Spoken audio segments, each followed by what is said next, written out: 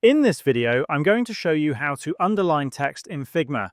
Start by clicking on the text icon in your toolbar and typing your desired text. Once you've done that, you can adjust its position on your screen if needed. Then, select the specific part of the text that you want to underline. If you want to underline all of it, there's no need to highlight. Just make sure the text is selected.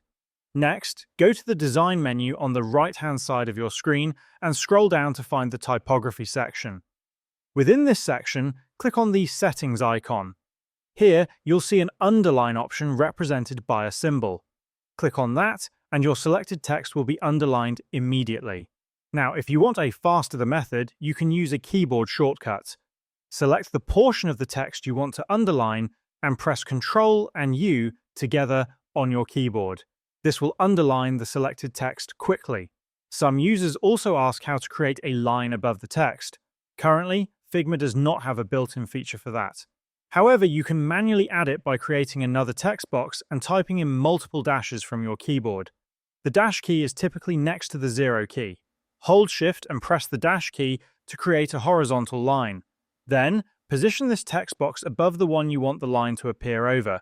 This way, you can simulate a line above your text in Figma.